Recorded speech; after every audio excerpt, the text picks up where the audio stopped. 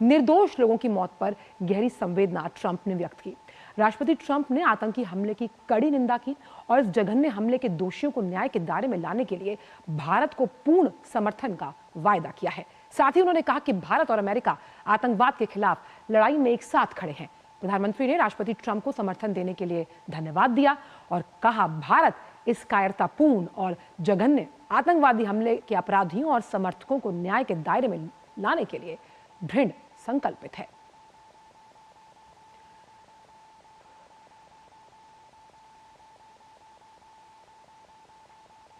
जम्मू कश्मीर के पहलगाम में हुए आतंकी हमले की चौतरफा निंदा हो रही है।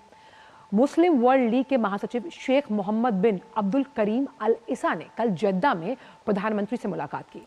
अल इसा ने जम्मू कश्मीर में हुए जघन्य आतंकी हमले की कड़ी निंदा की और मारे गए निर्दोष लोग हैं उनके प्रति गहरी संवेदना जताई है।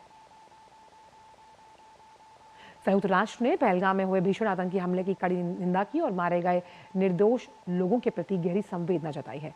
संयुक्त राष्ट्र के प्रवक्ता स्टीफन दुजारिक ने कहा कि संयुक्त राष्ट्र महासचिव एंटोनियो गुतेरेस ने शोक संतप्त परिवारों के प्रति अपनी हार्दिक संवेदना जताई है। उन्होंने कहा कि नागरिकों के खिलाफ हमला जो है वो किसी भी परिस्थिति में अस्वीकार्य है। इसी के साथ इजराइल के प्रधानमंत्री बेंजामिन नेतन्याहू ने पहलगाम हमले की कड़ी निंदा की। उन्होंने कहा कि ये पहलगाम में हुए बर्बर आतंकवादी हमले से वो बहुत दुखी हैं, जिसमें दर्जनों निर्दोष लोग मारे गए और कई घायल हुए। हमारी संवेदनाएं और प्रार्थनाएं पीड़ितों और उनके परिवारों के साथ। आतंकवाद के खिलाफ लड़ाई में इजराइल भारत के साथ खड़ा है। इजराइल के विदेश मंत्री गिदोन सार ने भी आतंकी हमले पर दुख जताया। वहीं इटली के प्रधानमंत्री जॉर्जिया मेलोनी ने पहलगाम में जो पर्यटक हैं उन पर हुए आतंकी हमले पर दुख जताया। उन्होंने कहा कि आतंकवादी हमले से उन्हें बहुत दुख हुआ।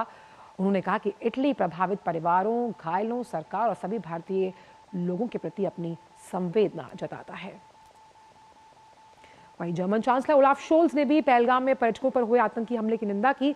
उन्होंने कहा कि हमारी संवेदनाएं पीड़ितों के परिवारों के साथ हैं और हम सभी घायलों के जल्द स्वस्थ होने की कामना करते हैं।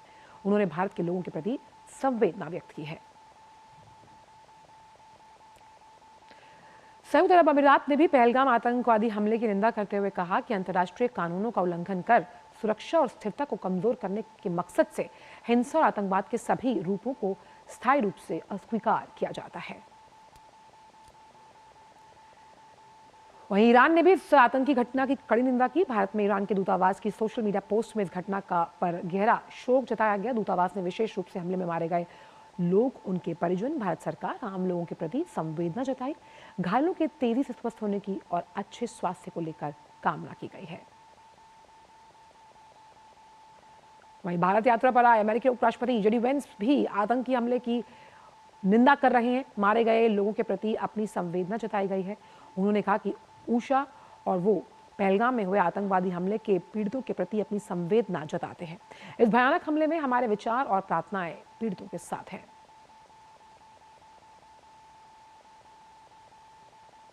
वहीं रूसी राष्ट्रपति पुतिन ने भी राष्ट्रपति द्रौपदी मुर्मू और प्रधानमंत्री को भेजे संदेश में पहलगाम में आतंकवादी हमले में कई पर्यटकों के मारे जाने की घटना पर गहरा शोक जताया। उन्होंने कहा कि इस क्रूर अपराध का कोई औचित्य नहीं। उन्होंने आशा जताई कि इस हमले में षड्यंत्रकारियों और इसमें लिप्त लोगों को कड़ा दंड मिलेगा। वहीं ब्रिटेन के प्रधानमंत्री कीर स्टारमर ने भी इस घटना पर गहरा शोक जताया। उन्होंने कहा कि कश्मीर में हुआ भयानक आतंकवादी हमला अत्यंत विनाशकारी है। मेरी संवेदनाएं प्रभावित लोगों, उनके प्रियजन और भारत के लोगों के साथ हैं।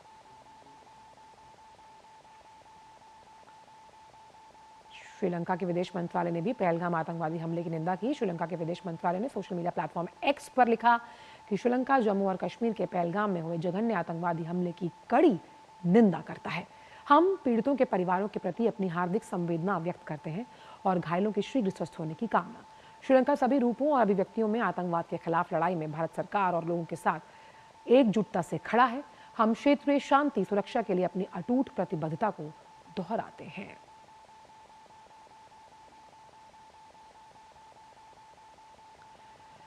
वित्त मंत्रालय ने कहा कि